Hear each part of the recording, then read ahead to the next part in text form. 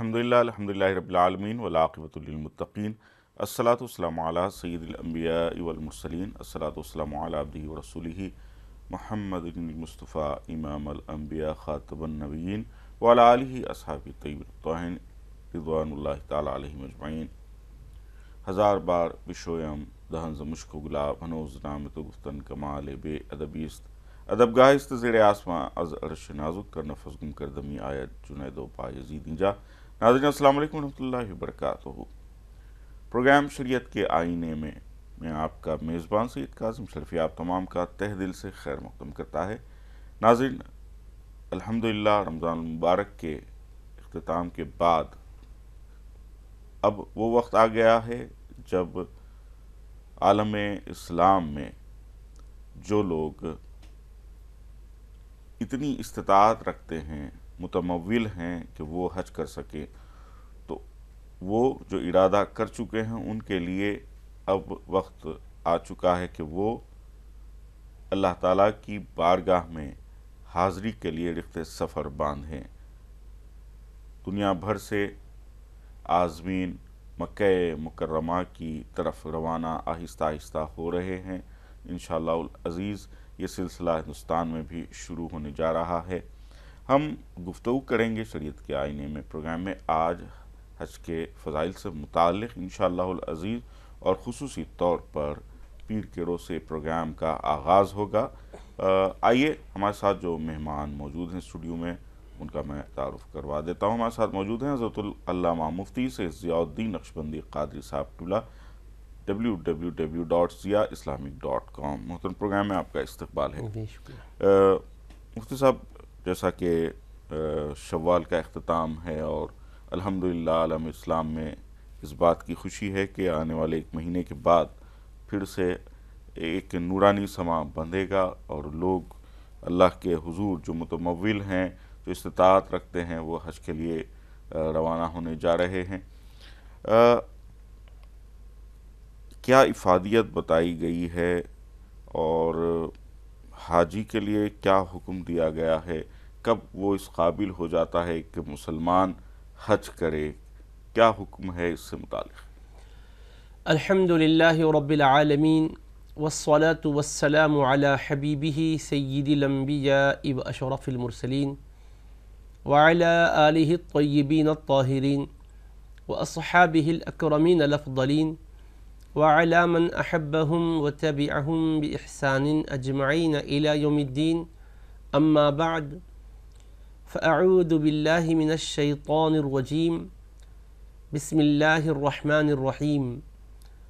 ولله على الناس حج البيت من استطاع إليه سبيلا ومن كفر فإن الله غني عن العالمين. صدق الله العظيم.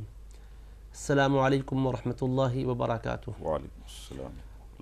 ناظرین کرام، اللہ رب العزت ارشاد فرماتا ہے، اور اللہ کے لیے بیت اللہ شریف کا حج کرنا ان لوگوں پر فرض ہے جو اس کے مقدس گھر تک پہنچنے کی استطاعت رکھتے ہوں، اور جو اس سے انکار کر بیٹھیں تو بے شک اللہ تمام عالموں سے، تمام جہاں والوں سے بے نیاز ہے. اس آیت مبارکہ میں حق تعالیٰ نے بیت اللہ شریف کے حج کی فرضیت کا اعلان فرمایا. رسول کریم صلی اللہ علیہ وآلہ وسلم نے استطاعت کی تفصیل یوں بیان فرمائی. اس میں تو یہ فرمایا کہ استطاعت والوں پر حج فرض ہے. من استطاع الیہ سبیلا، جو بیت اللہ شریف تک پہنچنے کی استطاعت رکھتے ہوں ان پر بیت اللہ شریف کا حج اللہ کے لیے فرض ہے. یہ آیا ہے قرآن مجید کی اس آیت میں. رسول کریم علیہ السلام نے وضاحتاً یوں فرمایا، من ملک زاداً و راحلتاً، جو مالک ہوا زاد و راحلہ کا. حضور علیہ السلام کی کسی صحابی نے پوچھا، ما یوجب الحج، حج کو واجب کرنے والی چیز کیا ہے؟ تب بھی آپ نے فرمایا الزاد والراحلہ، زاد و راحلہ ہے. زاد کہتے ہیں توشے کو، راحلہ کہتے ہیں سواری کو. سواری اور توشے کا انتظام ہو، یعنی اخراجات سفر، ضروری جو اس کے خرچے ہیں اس کا بندوبست ہو، اور آمد و رفت کے لیے ذاتی سواری ہو یا پھر کرایہ سواری کا وہ دے سکتا ہو، اجرت اس کی ادا کر سکتا ہو. اور جن کے خرچے اس کے ذمے لازم ہیں، جو اس کے زیر پرورش ہیں، حج کر کے آنے تک ان کے ضروری خرچے کا انتظام بھی وہ کر سکتا ہو، تو ایسے پر اسلامی نقطہ نظر سے حج فرض ہے۔ اللہ تبارک و تعالیٰ کے حبیب علیہ السلام نے زاد و راحلہ کا تذکرہ فرمایا، اور اس کی وضاحت فقہاء کرام نے یوں فرمائی۔ اب اس استطاعت کے ثابت ہو جانے کے بعد جو بندہ حج نہیں کرتا، اس کے لیے رسول کریم علیہ السلام نے سخت وعید بیان کی ہے۔ فرمایا کہ من ملک زادا وراحلۃ تبلغه الی بیت اللہ ولم یحج، کہ جو زاد و راحلہ کا مالک ہوا، توشہ سفر اور سواری جو اسے بیت اللہ شریف تک پہنچانے والی ہے، اس کا انتظام ہے اس کے پاس، پھر بھی وہ حج نہیں کیا، تو فلا علیہ ان یموت یہودیا ولا نصرانیہ، تو پھر کوئی پرواہ بھی نہیں ہے اللہ تعالیٰ کو کہ وہ کسی بھی حال میں کیوں نہ مرے، خواہ وہ یہودی ہو کر مرے یا عیسائی ہو کر مرے، اللہ تبارک و تعالیٰ کو اس کی پرواہ نہیں ہے۔ یعنی مطلب اس سے اس بات کا اظہار ہو رہا ہے کہ فرض ہو جانے کے بعد ادا کرنے میں تاخیر نہیں کرنا چاہیے، اور انکار کے رویش پر چلنا گویا اللہ تبارک و تعالیٰ کو غضب میں لانا ہے۔ اللہ اس سے ہمیں بچنے کی توفیق عطا فرمائے، اور اس فریضے کو استطاعت والوں کے لیے ادا کرنے کا موقع دے، اور جن کو استطاعت نہیں اللہ انہیں بھی صاحب استطاعت بنائے، تاکہ اس مبارک فریضے کو ادا کر کے برکتیں پا سکیں۔ آمین آمین۔ مفتی صاحب بہت پیاری بات آپ نے ارشاد فرمائی۔ ناظرین، پروگرام حج سے متعلق بھی ہے، لیکن متفرق سوالات شریعت کے آئینے میں اس پروگرام میں آپ کر سکتے ہیں۔ باضابطہ طور پر پیر سے انشاءاللہ تعالی فضائل حج پروگرام کا آغاز ہوگا، جس میں حج سے متعلق سوالات کیے جا سکتے ہیں۔ آئیے پروگرام میں شامل کرتے ہیں کالرز کو، اور ان کے سوالات کو کیا چاہتے ہیں، کیا سوال ہیں ان کا دیکھتے ہیں۔ السلام علیکم۔ وعلیکم السلام۔ السلام علیکم۔ وعلیکم السلام۔ جی بہن، کون بات کر رہی ہیں؟ میرا نام نور فاطمہ ہے اور ہم بنگلور سے بات کر رہے ہیں۔ جی بتائیے کیا سوال ہے؟ مجھے مجیر حمد کا مطلب جاننا تھا۔ جی مجیر حمد کا مطلب جاننا تھا، نام کا مطلب۔ نام؟ ہاں۔ نام کیا ہے؟ مجیر حمد۔ مجیب احمد، ٹھیک ہے، ٹھیک، بہت مجیر۔ شکریہ آپ کا۔ اور جی۔ دوسرا کویشچن یہ ہے کہ حاملہ عورت کیا خاص کر کیا دعائیں کرنا چاہیے؟ اچھا ٹھیک ہے، ٹھیک ہے، بتائیں گے۔ آئیے ناظرین ایک اور کالر کو شامل کرتے ہیں، اس کے بعد دیکھتے ہیں کون ہے۔ السلام علیکم۔ جی السلام علیکم۔ جی وعلیکم السلام بھائی، کون بات کر رہے ہیں؟ محمد چاند انصاری بول رہے ہیں بہار سے، مظفر پور سے۔ جی چاند بھائی، پروگرام میں استقبال ہے، کیا سوال ہے بھائی؟ سوال یہ ہے کہ جیسے مسجد جو 2 رکعت مسجد داخلہ میں کا جو نماز ہوتا ہے، جی مسجد میں جیسے ہی کرتے ہیں، اب مسجد داخلہ کا 2 رکعت جو نماز ہے، ہاں، وہ بہت ہی ایسے مسلمان ہیں جو ان کو جانکاری نہیں ہے۔ ہم یہ چاہ رہے ہیں کہ یہ مسجد داخلہ کا آپ مطلب صحیح سے ذرا کسی ٹی وی کو بتاتے جو ہر مسلمان بھائیوں کو مطلب جانکاری ہو جاتا۔ اور ایک سوال یہ بھی ہے۔ ہیلو جی جی بھائی، آپ کا پہلا سوال کیا ہے؟ پہلا سوال ہے کہ 2 رکعت مسجد داخلہ کا، مسجد میں جو جاتے ہیں، جی تو مسجد داخلہ کا جو 2 رکعت نماز ہے، اچھا اس کا کیا ثواب ہے؟ ٹھیک ہے جی، اور سوال سمجھ گیا بھائی آپ کا میں۔ ہلو السلام علیکم، ایک اور کالر ہیں اس وقت۔ السلام علیکم۔ ہیلو۔ جی السلام علیکم۔ ہیلو۔ جی جی آواز آ رہی ہے۔ السلام علیکم۔ وعلیکم السلام، کون بات کر رہی ہیں؟ میں دلی سے بول رہی ہوں، ناظرہ خان۔ جی بہن بتائیے کیا سوال ہے؟ یہ نا ملائکہ اور اللہ تعالیٰ آپ صلی اللہ علیہ وسلم پر درود شریف بھیجتے ہیں، جی تو وہ اللہ تعالیٰ کون سا درود شریف بھیجتے ہیں یہ معلوم نہیں۔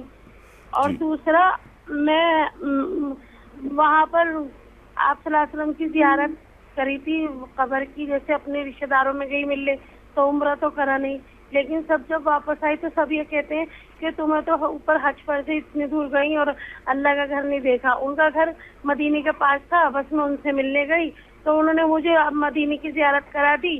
مطلب مجھے یہ بھی نہیں علم تھا کہ یہ مجھے وہاں پر بھائی کا گھر وہاں پر ہے. بس 1-2 دن میں واپس بھی آ گئی. تو سب ایسا کہتے ہیں کہ تمہیں حج کرنا چاہیے, تمہیں یہ تمہارے اوپر فرض ہے.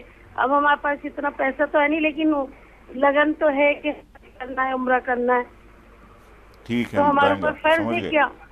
سمجھ گیا آپ کے سوال. بہت شکریہ آپ کا کال کرنے کا. آئیے ناظرین ایک اور کالر کو شامل کرتے ہیں. السلام علیکم.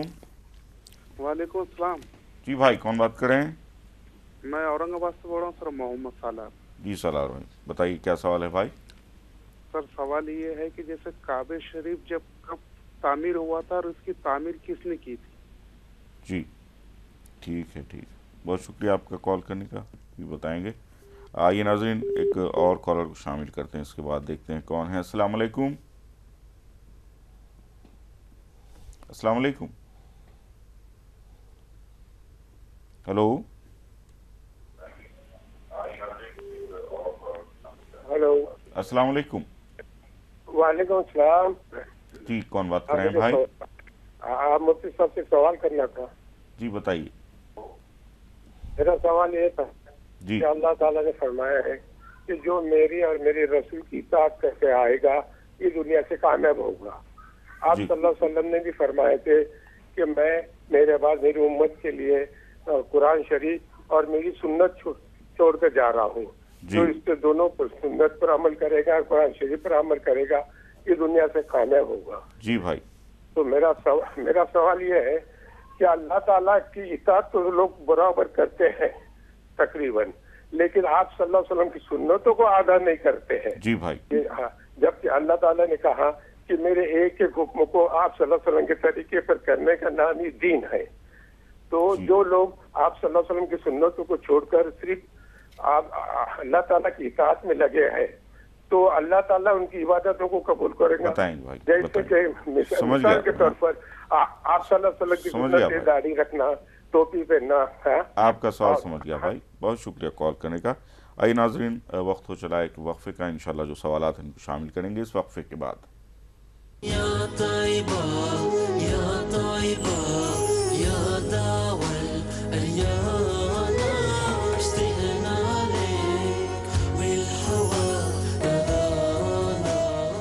آپ دیکھ رہے ہیں پروگرام شریعت کے آئینے میں. ہم گفتگو کر رہے تھے, مفتی صاحب چند سوالات آئے ہیں ان کو ہم شامل کر رہے ہیں. بنگلورو سے سوال تھا, بہن نے پوچھا تھا مجیب کا مطلب, مجیب احمد نام ہے, اور دوسرا سوال تھا ان کے حاملہ خواتین کو کیا ورد کرنا چاہیے. مجیب کے معنی ہیں قبول کرنے والا. عربی زبان کا لفظ ہے اجابہ یجیب اجابتاً, قبول کرنا. اللہ تعالیٰ کے ناموں میں ہے مجیب, قبول کرنے والا, دعاؤں کو قبول کرنے والا. اور احمد کے معنی ہیں بہت زیادہ تعریف کرنے والا. تو احمد حضور اکرم علیہ السلام کے مبارک ناموں میں ہے. مجیب اللہ تبارک و تعالیٰ کے صفاتی ناموں میں ہے. حاملہ خواتین کے لیے کون سی دعائیں کرنی چاہیے؟ مختلف دعائیں کر سکتی ہیں. حفاظت حمل کے لیے یہ دعا زیادہ ان کے حق میں نفع بخش بھی ہوگی, برکتوں والی بھی ہوگی. وہ یہ ہے فجعلناہ فی قرار مکین, فجعلناہ فی قرار مکین. اس کو کثرت سے بطور ورد کے پڑھیں, جس کا مطلب بھی یہ ہے کہ ہم نے اس کو ایک محفوظ قرارگاہ میں رکھا ہے. تو حفاظت بھی ہوگی. اللہ تبارک و تعالیٰ سے رجوع رہیں, توبہ استغفار کرتے رہیں, نمازوں کی پابندی, قرآن مجید کی تلاوت اور درود پاک کا ورد بھی جاری رکھیں. جی مفتی صاحب, اگلا سوال ہے چاند بھائی کا ہے. مسجد میں جب داخل ہوتے ہیں تو نماز پڑھتے ہیں, شاید وہ مسجد کی بات کر رہے ہیں, اس سلسلے میں فضائل کے تعلق سے پوچھا ہے, وہ مسجد نماز پڑھنا ضروری ہے یا نہیں؟ تحیت المسجد لازم و ضروری تو نہیں ہے, لیکن اس کے بارے میں یہ تو طے ہے کہ یہ مسنون و مستحب ہے. اللہ تبارک و تعالیٰ کے حبیب علیہ السلام کی معمولات شریفہ میں اس کا تذکرہ ملتا ہے. مکروہ وقت نہ ہو تو مسجد میں داخل ہونے کے بعد بیٹھنے سے پہلے 2 رکعت نماز پڑھ لیں. اگر وقت مکروہ ہے تو پھر ایسی صورت میں داخل ہو کر نماز نہیں پڑھیں گے, وقت مکروہ کے گزرنے کے بعد پڑھیں گے. مطلب یہ کہ فجر کی نماز کا وقت شروع ہو چکا ہے, تب آپ مسجد میں داخل ہوئے ہیں, تو پھر ایسی صورت میں فجر کی 2 سنت ہی پڑھیں گے، پھر فرض پڑھیں گے، کیونکہ فجر کا وقت شروع ہونے کے بعد سے اشراق تک کوئی نفل و سنت مقرر نہیں ہے۔ اور ظہر کی نماز سے پہلے آپ پہنچے ہیں لیکن زوال کا ٹائم ہے، تب بھی نماز کے لیے وہ مناسب وقت نہیں ہے، مکروہ ہے، تو اس وقت نہیں پڑھیں گے، لیکن وقت زوال گزرنے کے بعد پڑھیں گے۔ ظہر کی نماز کا وقت جب شروع ہو جاتا ہے تب داخل ہوئے تو پھر دیکھیں گے کہ آپ 2 رکعت تحیۃ المسجد پڑھنے کے بعد 4 سنت پڑھ کے شریک جماعت ہو سکتے ہیں، تو پھر تحیۃ المسجد پڑھ کے سنت پڑھیں گے، پھر شریک جماعت ہوں گے۔ لیکن آپ کو اس بات کا اندازہ ہو رہا ہے کہ میں 2 رکعت تحیۃ المسجد پڑھ کے پھر 4 رکعت سنت پڑھنے کے لیے ٹھہروں گا، 2 رکعت ہی ہوگی کہ جماعت ٹھہر جائے گی، تو پھر ایسی صورت میں تحیۃ المسجد نہ پڑھ کر سنت پڑھ لیں تو یہ اس کے قائم مقام بھی ہو جائے گی، سنت بھی ادا ہو جائے گی۔ عصر کا وقت شروع ہونے کے بعد اگر آپ مسجد میں داخل ہوئے ہیں تو ایسی صورت میں آپ تحیۃ المسجد بھی پڑھیے اور پہلے والی سنت بھی پڑھیے، لیکن یہ خیال رکھیے کہ جماعت میں آپ کی شرکت ہو، تکبیر تحریمہ سے پہلے آپ اس سے فارغ ہو جائیں۔ اسی طرح سے مغرب کا وقت شروع ہونے کے بعد جب آپ داخل ہوں گے تو مغرب کی چونکہ اذان ہونے کے ساتھ ہی اقامت ہوتی ہے، اس میں وقفہ نہیں ہوتا، تو لہٰذا نماز مغرب پڑھ لیں گے۔ آپ عشاء کی نماز کے وقت گئے تو آپ عشاء کی نماز سے پہلے تحیۃ المسجد پڑھ لیں گے۔ اس کے علاوہ کبھی بھی آپ جائیں 3 وقتوں کو یاد رکھیں، عین طلوع کا وقت، عین استوا کا وقت اور عین غروب کا وقت، اس وقت نہیں پڑھیں گے۔ اور فجر کی یعنی صبح صادق کا وقت شروع ہونے کے بعد سے اشراق تک اس درمیان گئے تو بھی تحیۃ المسجد نہیں پڑھیں گے۔ عصر کے بعد اگر آپ گئے ہیں تو مغرب سے پہلے تک اس میں بھی نفل نہیں پڑھیں گے۔ گویا یہ 5 اوقات ہے جس کے اندر نفل پڑھنا منع ہے۔ امام اعظم ابو حنیفہ رحمۃ اللہ علیہ نے احادیث شریفہ کی روشنی میں جو تحقیق کی ہے اس کے بموجب اس کے علاوہ وقتوں میں آپ تحیۃ المسجد پڑھیں گے جو کہ مسنون و مستحب ہے۔ جی سب کچھ اور کالرز ہیں ناظرین ہمارے ساتھ، دیکھتے ہیں کون کیا سوال کرنا چاہتے ہیں۔ السلام علیکم۔ السلام علیکم۔ جی وعلیکم السلام، کون بات کر رہے ہیں؟ جی ہم مہنگ بات کر رہے ہیں یوپی سے۔ جی بتائیے بہن کیا سوال؟ جواب ہی ہم جتنے سوال کرتے ہیں پہلی بات تو ہمیں کال ہی نہیں ملتی ہے، انشاءاللہ آج کال مل گئی ہے۔ ایک بار اور ہماری رمضان شریف میں کال مل گئی تھی، ہم نے بات کی تو جو سوال پوچھا اس کا ہمارا جواب ہی نہیں ملا۔ جی جی بتائیے، سوال بتائیں۔ سوال یہ ہے کہ کسی ایک لڑکی سے شادی کرتی ہے، اس کی اب شادی مسلمان سے ہو رہی ہے، تو اس کے لیے ہمیں اس کی شادی میں جانا چاہیے یا نہیں جانا چاہیے؟ ٹھیک ہے، ایک تو ہمارا سوال یہ ہے مطلب شریعت کے حساب سے کہ ہمیں کیا کرنا چاہیے اس کے ساتھ، اس کے گھر پہ کو کھانا چاہیے یا نہیں کھانا چاہیے، اور اس کو دوسری شادی کس طرح سے کرنا چاہیے۔ دوسرا یہ کہ ہم اپنے بھائی کے رشتہ سلسلہ کر رہے ہیں تو ہم یہ چاہتے ہیں کہ اچھا نیک رشتہ مل جائے۔ جی ٹھیک ہے، بہت شکریہ کال کرنے کا۔ آئیے ناظرین ایک اور کالر ہیں، دیکھتے ہیں اس وقت کون ہے۔ السلام علیکم۔ سلام، بنگلور سے بات کر رہی ہوں سر۔ جی بہن، مجھے ایک آیت کا مطلب پوچھنا حضرت سے۔ یا حیو ہی نا لا حیا فی دمومتی ملکی و بخائی یا حیو یا حفیظو یا حفیظو یا وکیل۔ اور دوسرا کوشچن محمد امیس، جی محمد امیس کا مطلب کیا؟ 2 بات۔ آپ جو عربی میں پڑھ رہے ہیں وہ قرآن مجید کی آیت نہیں ہوتی ہے۔ یا حیو ہی نا لا حیا فی دمومتی ملکی و بخائی یا حیو یا حفیظو یا حافظو یا وکیل۔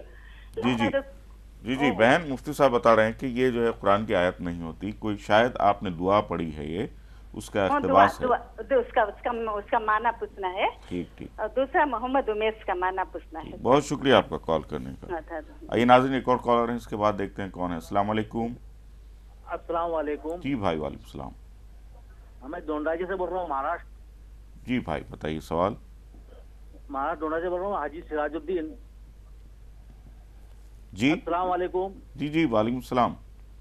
میں حاجی سراج الدین بول رہا ہوں ڈونڈاجی سے۔ جی بتائیے سوال بتائیں۔ ہمارے جو ممانی ہیں ان کی طبیعت بہت خراب ہے، جی تو ان کے دعا کی درخواست ہے، کچھ ان کو بیماری ہو گئی کیا؟ جی ہاں، انشاءاللہ بلڈ کینسر ہے، ان کو بلڈ کینسر کی بیماری بتائیں۔ ہے، صحت کامل عطا پیٹ فرمائے۔ میں آمین گاٹھ ہے، آمین۔ دعا کی درخواست ہے آپ سے۔ جی جی بھائی بہت شکریہ کال کرنے کا۔ آئیے ناظرین اگلے کالر کو لیتے ہیں، دیکھتے ہیں کون ہے۔ السلام علیکم۔ السلام علیکم۔ वालेकुम अस्सलाम। जी भाई, कौन बात कर रहे हैं? मैं अब्दुल वहीद बोल रहा हूँ। जी भाई, क्या सवाल है भाई? अस्सलाम वालेकुम। जी जी, वालेकुम सलाम। मैं अब्दुल वहीद बोल रहा हूँ हजरत, गुजरात से। जी, सवाल बताएं। अरे सवाल ये जो नाम वाम का मतलब, जैसे इतने बड़े मुफ्ती से पूछते हैं हजरत जी, इतने बड़े मुफ्ती से ये जो नाम वाम का सवाल पूछते हैं, इससे अच्छा मुफ्ती साहब से कहिए कि कुछ 5-10 मिनट तकरीर कर दिया करें। जी जी जी, यानी फालतू जैसे ये लोग जो सवाल पूछा करते हैं कि ये नाम का मतलब क्या हुआ, वो नाम का मतलब क्या हुआ, अरे इनसे कहो कि ये पूछे कि मैं क्या करूं कि कब्र में उजाला मिल जाए मुझको। बिल्कुल सही फरमाया आप। मैं बताता हूं आपको कि हमने बारहा ये बात कह दी है इस चैनल के जो है तरफ से कि नामों का मतलब अगर आपको डिक्शनरी में मिल जाएगा, आप किसी से भी पूछ सकते हैं। यहाँ पर शरई सवालात करें। बहुत से लोगों को बताया है हमने ये बात बार बार, लेकिन फिर से वही नाम का मतलब पूछने के सवालात आते हैं। ठीक है, इंशाल्लाह बहुत अच्छी बात कही है आपने। ये कॉलर के ज़रिए से बात आना ये हमारे लिए बहुत अच्छी बात है। आपका बहुत शुक्रिया इस अमर की तरफ तवज्जो दिलाने के लिए भाई, बहुत शुक्रिया। आइए नाज़रीन, गुफ्तगू के सिलसिले को आगे बढ़ाते हैं और इस बात का ध्यान रखें कि माने और मतलब पूछने के बजाय जो है शरीयत के जो मुतालिक सवालात हैं वो करें। देखिए, आप ही में से एक शख्स ने इस मसले पर गुफ्तगू की हमसे कि नामों का मतलब कहीं भी आपको मिल जाएगा, ये बहुत आसान चीज़ है।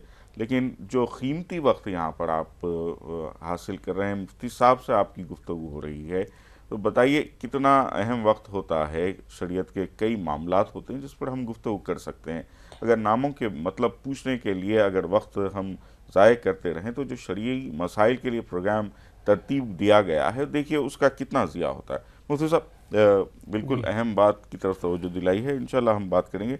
बहन ने सवाल किया था दुरूद पाक की जो अहमियत बताई गई है इस सिलसिले में। उन्होंने ये पूछा था कि अल्लाह तबारक व तआला जो दुरूद पाक अपने हबीब करीम अलैहिस्सलाम पर भेजता है तो वो क्या सेगा है, किस तरह वो भेजता है। तो देखिए, अल्लाह तबारक व तआला का दुरूद भेजना हबीब पाक अलैहिस्सलातु वस्सलाम पर बेपाया अपनी रहमतों को नाजिल फरमाना है कि अल्लाह तबारक व तआला अपनी खुसूसी रहमतें अपने हबीब करीम सल्लल्लाहु अलैहि वसल्लम पर नाजिल फरमाता है। एक मतलब उसका ये है। दूसरा मतलब उसका ये, मुतअद्दिद मतालिब बतलाए गए हैं, कई मफाहिम बतलाए गए हैं, लेकिन उसका एक और मफ़हूम भी सही बुखारी शरीफ में ये बयान किया है अबुल आलिया मुहद्दिस के हवाले से कि वो फरमाते हैं सनाउल्लाहि अलैहि इंदल मलाइका। अल्लाह के दुरूद भेजने का मतलब ये कि वो फ़रिश्तों के सामने अपने हबीब करीम सल्लल्लाहु अलैहि वसल्लम की तारीफ़ व तौसीफ़ फरमाता है। तो हबीब करीम अलैहिस्सलातु वस्सलाम की तारीफ़ करता है अल्लाह पाक, सना बयान करता है, शान बयान करता है। ये भी दुरूद भेजने के मफ़हूम में सही बुखारी शरीफ जिल्द 2 में बयान फरमाया गया है। इसके अलावा एक मफ़हूम हमने पहले अर्ज़ किया कि उसका मतलब अल्लाह ताला की जानिब से हबीब करीम अलैहिस्सलाम पर बेपाया रहमतें नाजिल होती है।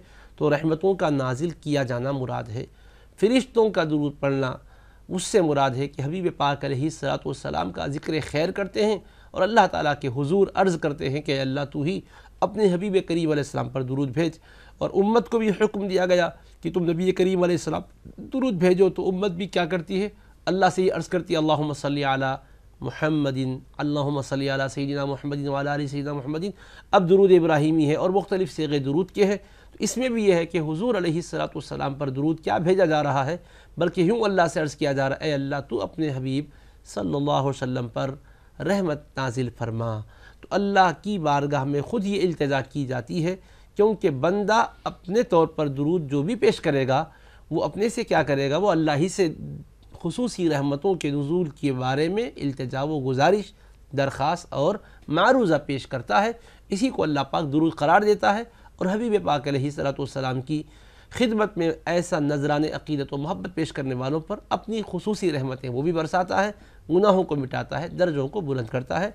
तो अल्लाह के दुरूद भेजने का मतलब क्या हुआ, एक तो मतलब है कि उसका खुसूसी रहमत को नाजिल फरमाना, दूसरा मतलब ये है कि फ़रिश्तों के सामने अपने हबीब की बेहद तारीफ़ व तौसीफ़ करना। जी सब बहुत शुक्रिया। आइए नाज़रीन, वक्त हो चला है मज़ीद एक और वक्फ़े का, जो सवालात रह गए इंशाअल्लाह उनको शामिल करेंगे इस वक्फ़े के बाद।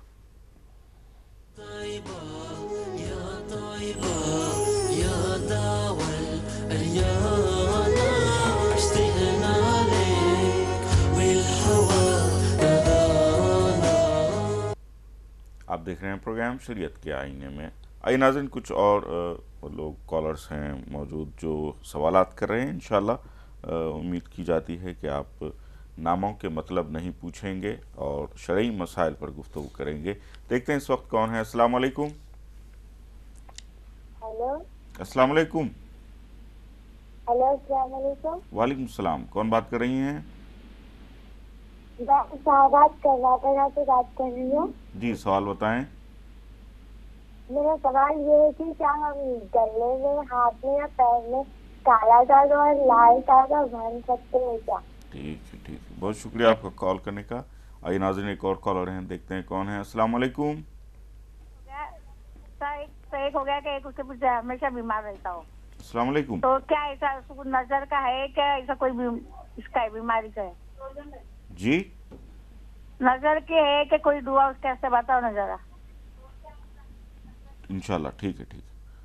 آئیے ایک اور کالر شامل کرتے ہیں، اس کے بعد دیکھتے ہیں کون ہے. السلام علیکم. وعلیکم السلام. جی بھائی، کون بات کر رہے ہیں؟ عبداللطیف پورا مہاراشٹر کولا سے. جی بتائیے، کیا سوال ہے بھائی؟ سوال یہ تھا کہ کہتے ہیں کہ کچھ لوگ تقلید اور غیر مقلد. جی. تو کہتے ہیں غیر مقلد اور تقلید. تو تقلید کا مطلب اور مسلک کا مطلب مجھے سمجھ میں نہیں آیا ابھی تک. جی. ایک صاحب تو کہتے ہیں حضرت کی جو تقلید نہ کرے وہ اسلام میں نہیں. کوئی کہتا ہے میں شافعی ہوں، حنبلی ہوں، مالکی ہوں، سارے اماموں کے تعلق سے نام جوڑ کے. کوئی یہ کہتا ہی نہیں میں محمد ہوں کر. تو تقلید اور مسلک کے معنی مجھ سے سمجھ میں آئے. ٹھیک بتائیں. بہت شکریہ آپ کا کال کرنے کا. آئیے ناظرین، ایک اور کالر ہیں، اس کے بعد دیکھتے ہیں کون ہے. السلام علیکم. وعلیکم السلام. جی، کون بات کر رہے ہیں؟ کرناٹک کوپل سے. جی بتائیے، کیا سوال ہے؟ وہی ذرا بچوں کے بارے میں پوچھنے کا تھا ہمارے کو، رشتوں کے بارے میں. جی. ذرا پہلے بھی سنائے تھے ہمیں، ذرا کون سی آیت پڑھنے کے واسطے بول رہی تھی میں. جی. جب مولانا بولے تھے. جی. وہ آیت تو ہمیں کنٹینیو شروع کریں. جی. ابھی بچوں کے نہیں ہوئے، ایک بچے کا ابو ذرا آ کو دیکھیں وہ لوگ. ٹھیک ہے. ابھی 2-3 بچوں کے ہونے کے ہے، وہ اس کے بارے میں پوچھنا تھا ہمارے کو، کون سی دعا پڑھنا. ٹھیک ہے، ہم آپ کو بتائیں گے. شکریہ آپ کا کال کرنے کا. آئیے ناظرین، ایک اور کالر ہیں، اس کے بعد دیکھتے ہیں کون ہے. السلام علیکم. لا الہ الا اللہ محمد رسول اللہ صلی اللہ علیہ وسلم. السلام علیکم. وعلیکم السلام. جی، کون بات کر رہے ہیں؟ جی، عزیز بول رہا ہوں بامبے سے. جی عزیز بھائی، پروگرام استقبال ہے، بتائیے کیا سوال ہے؟ جی، میرا سوال یہ ہے کہ مجھے حساب سے استخارہ کا طریقہ جاننا تھا کہ استخارہ کے کون سے کتنے تقسیم اقسام بیان کر دے، اور دوسرے کے عالم برزخ کی توفیق اس کی تھوڑا تفصیل بیان کر دے. عالم برزخ کا معاملہ کیا ہے، کیسا رہتا ہے؟ جی بھائی، ٹھیک ہے. بہت شکریہ آپ کا عزیز بھائی. آئیے ناظرین، ایک اور کالر ہیں، دیکھتے ہیں کون ہے. السلام علیکم. جی، کون بات کر رہے ہیں؟ بھائی آواز صاف نہیں آ رہی ہے بھائی، تھوڑا سا لاؤڈلی بول. کشمیر سے نذیر بول رہا ہوں. جی بھائی، بتائیے کیا سوال ہے؟ میرا ایک سوال ہے شاعری کے بارے میں، مجھے کچھ بات کرنی. جی.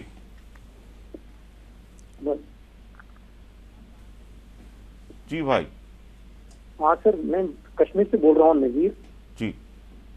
میرا ایک عرض ہے کہ جب یہ چھوٹی عمر میں کشمیر میں یا ہندوستان میں، پورے ہندوستان میں شادیاں کر رہے ہیں، ان بچوں کو شادی کے بارے میں کوئی معلومات نہیں ہوتی ہے، لیکن شادی میں کرنا ہے، شادی کیسے ہوتا ہے، مذہب کے بارے میں پورے میں نے سنا ہے کہ بچے کو دائی کو یاد نہیں ہے، مذہب کے پورے بارے میں معلومات نہیں ہے، اس کی شادی صحیح ہے کہ غلط ہے، اس کے بارے میں مجھے مولوی سے کافی تھوڑا سا پوچھنا ہے. بھائی واضح طور پر مفتی صاحب نہیں، کوئی بات نہیں، آپ کی آواز سمجھ میں نہیں آ رہی ہے. میں تو سمجھ نہیں سکا. آپ واضح طور پر سوال کریں تاکہ آپ کے سوال کا جواب دیا جا سکے. ہلو، لگتا ہے کال ڈراپ ہو گئی ہے. ہلو، السلام علیکم. اگلے کالر کی طرف آ رہے ہیں. السلام علیکم بھائی. وعلیکم السلام. جی، کون بات کر رہے ہیں؟ جموں کشمیر سے حبیب خواجہ صلاحی بات کر رہا ہوں. جی بھائی، بتائیں، سوال بتائیں. جی ہمارا یہ سوال ہے کہ قبرستان کے متعلق اگر قبرستان میں اگر جائیں تو اپنے والدین اور قبرستان میں جو لوگ ہیں ان کے اصالِ ثواب کے لیے کیا یہاں وہاں پر قرآن پاک پڑھنا اپنے افراد کے جائز ہے یا نہیں؟ اگر جائز ہے تو کوئی ایسا عمل بتائیں جو ہم قبرستان میں کوئی وظیفہ یا کوئی دعا پڑھیں تو ان کے لیے اصالِ ثواب کے لیے ان کے لیے وہ دعا ہمارے لیے تو ان کے لیے بہتر ہو۔ ٹھیک ہے بھائی، بتائیں گے، بہت شکریہ آپ کا کال کرنے کا، سمجھ گیا آپ کے سوال کو۔ آئیے ناظرین ایک اور کالر ہیں، دیکھتے ہیں کون ہے۔ السلام علیکم۔ ہیلو، ہاں ہیلو، السلام علیکم۔ وعلیکم السلام۔ جی بھائی، کون بات کر رہے ہیں؟ ہم کلکتہ سے نوشاد بول رہے ہیں۔ جی بھائی بتائیے کیا سوال ہے؟ لڑکے کا نام نازش محمد نازش عالم ہے، اس نام کا معنی کا آپ بتائیے۔ دیکھیے ابھی بتایا گیا کہ ناموں کے مطالب کے بجائے شریعت کے جو اہم اصول ہیں اس پر ہم گفتگو کریں گے انشاءاللہ العزیز۔ وقت اگر ہو تو اس پر گفتگو کی جائے گی۔ مفتی صاحب ہم بہت سے سوالات لے چکے ہیں الحمدللہ، فوری طور پر آپ سے رجوع کرتے ہیں۔ بھائی نے بہن نے سے علاوہ سوال کیا تھا کہ وہ مدینہ پاک گئی تھیں تو وہ واپس آ گئیں، اس کے بعد لوگوں نے کہا کہ تم نے حج نہیں کیا، ہماری اتنی استطاعت تو نہیں، وہاں کسی رشتہ دار سے بھی ملاقات کا ارادہ تھا، اس وجہ سے بھی وہاں پہنچے تھے، مدینہ پاک میں بھی حاضری ہوئی، یہ لوگوں کا استفسار ہے ان کے ساتھ۔ اللہ تبارک و تعالیٰ کے حبیب صلی اللہ علیہ وسلم کے دربار میں حاضری بہت بڑی سعادت کی بات ہے، بہت بڑی برکت اور بہت بڑی رحمت ہے، گناہوں کی بخشش کا وسیلہ ہے۔ لیکن یہ سعادت آپ کو جب مل چکی ہے تو آپ اس بات کی بھی کوشش کریں کہ جتنا آپ سے ممکن ہو بچت کرتے جائیں، بیت اللہ شریف پہنچ کر حج ادا کرنے کا یہ بھی شرف آ جائے۔ اگر یہ شرف آپ کے نصیب میں آ جاتا ہے تو بہت بڑی بات، بہت بڑی دولت ہے۔ لیکن اگر اسباب مہیا نہیں ہوئے، نہ جا سکے بعد ازاں، تو انشاءاللہ تعالی محض مدینہ منورہ جانے کی وجہ سے حج فرض نہیں ہو جاتا ہے۔ مدینہ منورہ کی حاضری ایک مستقل سعادت کا ذریعہ تو ہے، لیکن مدینہ منورہ کوئی حاضر ہو کر آ جائیں تو اس بنیاد پر ان پر حج فرض نہیں ہو جاتا، استطاعت کی بنیاد پر حج فرض ہوتا ہے۔ استطاعت اگر اب نہیں ہے تو آپ اللہ سے بھی دعا کرتے رہیں، استطاعت جب ثابت ہو جائے تو حج کا فریضہ آپ پر عائد ہوگا، وہ اپنے شرائط کے ساتھ اس کو ادا کریں، دعا کرتے رہیں اور بچت بھی کرتے رہیں۔ اللہ تعالیٰ اپنا فضل و کرم سب کے شامل حال رکھے۔ بھائی نے سوال کیا تھا اللہ اور اس کے رسول کی اطاعت کے جو احکام ہیں اس پر جس طرح اللہ کے رسول صلی اللہ علیہ وسلم کی اطاعت بھی لازمی ہے، ضروری ہے۔ وہ یہ کہہ رہے تھے کہ سنتوں کی طرف توجہ لوگ نہیں کرتے ہیں، صرف فرض ہی ادا کرتے ہیں اللہ کی عبادت بندگی، تو یہ غفلت سے بچنا چاہیے، کیونکہ اللہ تبارک و تعالیٰ نے فرض میں بھی اپنے محبوب کی سنتوں کو شامل رکھا ہے۔ کوئی بھی اسلام کا ایسا فریضہ نہیں ہے جس میں حضور کی سنت نہ ہو۔ نماز کو دیکھیں آپ، فرض ہے تو نماز میں سنتیں بھی حضور پاک علیہ السلام کی ہے۔ روزے کو دیکھیں، فرض ہے تو سحر کرتے ہیں تو سحری بھی سنت ہے، افطار جو کرتے ہیں وہ افطاری کرنا بھی سنت ہے۔ اور پھر حج کو دیکھیں آپ تو حج کے اندر حضور پاک علیہ السلام کی سنتیں بے شمار احکام ہیں، جس کے اندر سنتیں اللہ کے رسول صلی اللہ علیہ وسلم کی رکھی۔ کوئی فرض بے سنت کی آپ کریں گے نا تو وہ ٹھیک سے ادا بھی نہیں کر پائیں گے، اس میں سنتیں رکھی گئی ہے، اس میں آداب رکھے گئے ہیں۔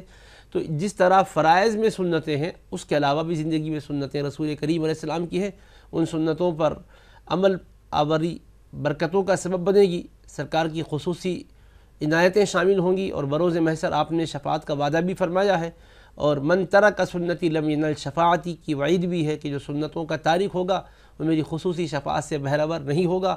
اللہ تعالیٰ اپنے فضل و کرم سے جو وعدے فرمائے ہیں وہ پورے وعدوں کے حقدار بننے کے لیے حضور علیہ السلام کی غیر مشروط اطاعت و اتباع لازم و ضروری ہے۔ جی مفتی صاحب، سالار بھائی نے سوال کیا تھا کعبے کی تعمیر سے متعلق ہے، کس نے اس کی تعمیر کی ہے؟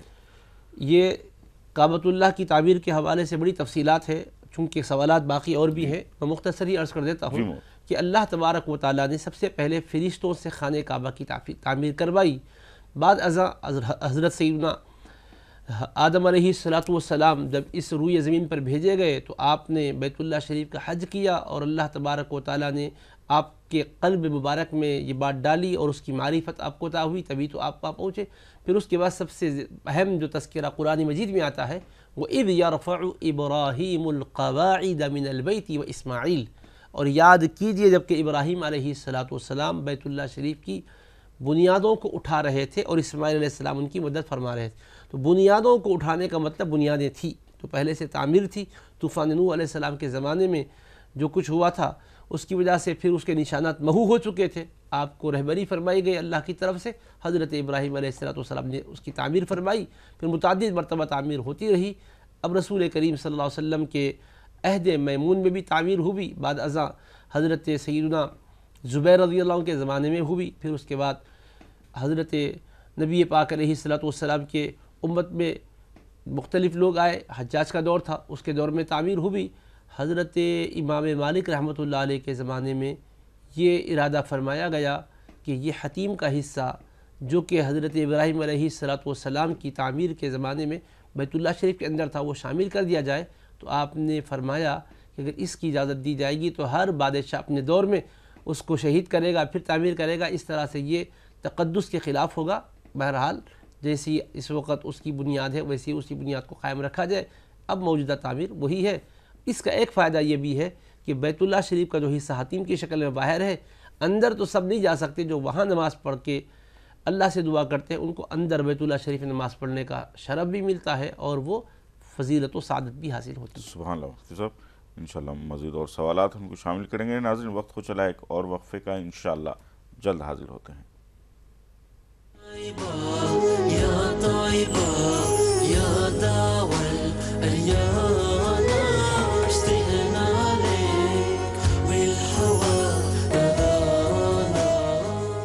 آپ دیکھ رہے ہیں پروگرام شریعت کے آئینے میں۔ مفتی صاحب گفتگو کر رہے تھے حج سے متعلق، جو صاحب استطاعت ہے اس پر گفتگو کر رہے تھے۔ آدمی کو جس کا شوق ذوق ہوتا ہے، کچھ وہ ہوتے ہیں جن کو شوق ہوتا ہے استطاعت نہیں ہوتی، وہ ہیں کچھ استطاعت ہوتی ہے وہ روانہ ہوتے ہیں، اور وہ ہیں کچھ جو استطاعت ہوتی ہے لیکن ہمت نہیں کرتے۔ فضیلت کیا بتائی گئی ہے اور کیا جو ہے ثواب بتایا گیا ہے اس سلسلے میں؟ اللہ کے حبیب صلی اللہ تعالی علیہ وآلہ وصحبہ وسلم نے ارشاد فرمایا، من حج للہ فلم یرفث ولم یفسق، جو اللہ کی رضا کے لیے حج کیا اور اس میں کوئی نامناسب کام نہیں کیا، بیہودہ گفتگو نہیں کیا، فحاشی کے کام نہیں کیا اور گناہ کے کام نہیں کیا، تو پھر وہ جب اپنے گھر حج کر کے لوٹتا ہے تو فرماتے ہیں رجع کا یوم ولدتہ امہ، وہ اس دن کی طرح ہو کر لوٹتا ہے جس دن اس کی ماں نے اسے جنم دیا تھا، بالکل پاک صاف ہو کر آتا ہے۔ رسول کریم صلی اللہ علیہ وسلم نے یہ بھی ارشاد فرمایا کہ تابعوا بین الحج والعمرہ، تم حج اور عمرہ پیدر پہ کیا کرو، فإنہما ینفیان الفقر والذنوب، کیونکہ حج اور عمرہ یہ دونوں گناہوں کو اور غربت کو، تنگ دستی کو ایسے ہی دور کر دیتے ہیں، کما تنفی الکیر خبث الحدید، جیسے بھٹی لوہے کے میل کچیل کو دور کر دیتی ہے۔ اللہ کے حبیب علیہ السلام فرماتے ہیں الحج المبرور لیس لہ جزاء الا الجنہ، مقبول حج کا صلہ تو جنت ہی کی شکل میں ملے گا۔ تو فضائل بہت بیان فرمائے گئے ہیں، قدم قدم پر نیکی ہے، اجر و ثواب ہے، لیکن جو لوگ استطاعت کے باوجود حج کرنے سے رکتے ہیں، ٹال مٹول کرتے ہیں، ہمت نہیں کرتے ہیں، ان کے لیے سخت وعیدیں بھی آئی ہے۔ اللہ تبارک و تعالیٰ کے کلام میں بھی اللہ نے فرمایا حج کا ذکر کر کے کہ وَمَنْ كَفَرَ فَإِنَّ اللَّهَ غَنِيٌّ عَنِ الْعَالَمِينَ، اور جو انکار کریں یا ترک حج کریں تو یاد رکھو اللہ تمام عالموں سے بے نیاز ہے، اللہ کو پرواہ نہیں ہے۔ تو یہ فرض کو ترک کرنا بڑی محرومی کی بات ہے، اور یہ فرض عمر میں ایک مرتبہ فرض ہے، استطاعت کے ساتھ اس فرض کو وابستہ کیا گیا ہے، اس لیے ہرگز ٹال مٹول نہیں کرنا چاہیے۔ اور جب کوئی ٹال مٹول کرتا ہے یہاں تک کہ وہ حج کی بغیر دنیا سے چلا جاتا ہے تو اس کی موت اور کسی بے دین کی موت میں کیا فرق ہے؟ سرکار نے فرمایا کوئی فرق نہیں ہے، مطلب جلال کا اظہار فرمایا ہے کہ پرواہ ہی نہیں ہے اللہ تعالیٰ کو کہ وہ کس حال میں مر رہا ہے۔ تو اس کا بھی ہمیں خیال رکھنا چاہیے، ذوق و شوق کو اپنے بڑھائیں، استطاعت والے تاخیر نہ کریں، اور جن کے پاس استطاعت نہیں ہے وہ اللہ تعالیٰ سے استطاعت کی دعا بھی مانگیں، اسباب کے مہیا ہونے کے لیے معروضہ بھی کرتے رہیں۔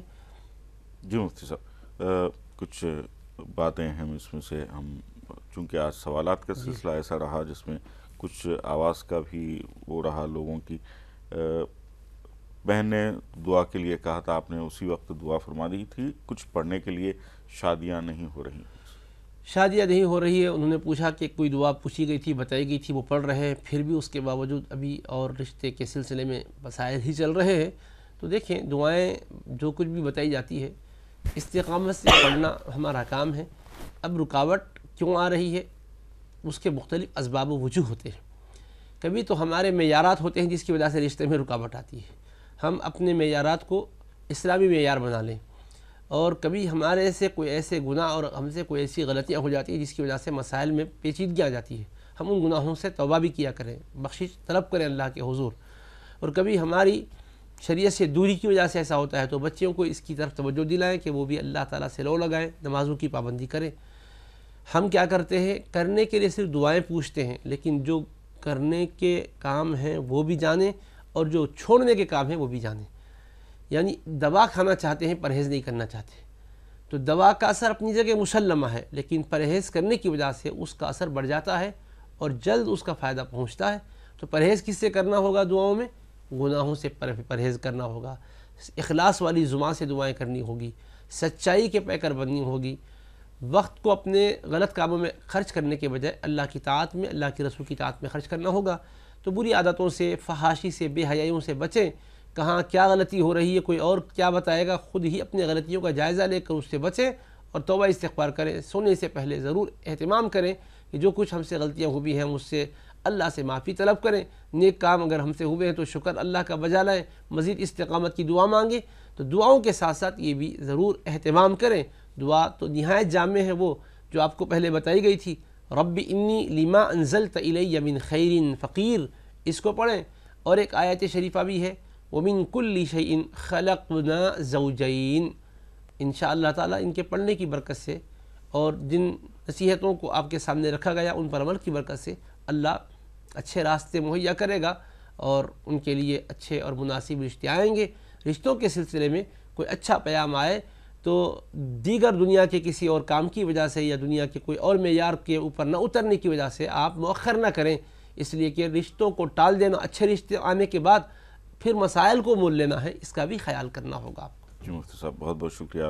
مفتی صاحب جوابات عنایت فرمایا آپ نے اور آج تشریف لانے کے لیے بہت مشکور ہیں ہم آپ کے. ناظرین ہم آپ کو بتا دیں انشاءاللہ العزیز پیر کے روز سے فضائل حج پروگرام کا آغاز ہوگا ٹھیک 11 بجے شب. آپ پروگرام دیکھنا نہ بھولیں. وہ حضرات جو حج کے لیے روانہ ہو رہے ہیں ان کے لیے یہ خوشخبری ہے، وہ بہت سے جو مسائل ہیں حج میں پیدا ہوتے ہیں اس پر گفتگو کرتے ہیں. حج کے فضائل سے متعلق مفتیان کرام یہاں پر تفصیلی طور پر گفتگو کریں گے. دیکھنا نہ بھولیں فضائل حج پروگرام پیر سے جمعہ رات 11 بجے. اپنے میزبان سید کاظم شرفی اور شریعت کے آئین میں کی پوری ٹیم کو اجازت دیجیے. اللہ حافظ. السلام علیکم.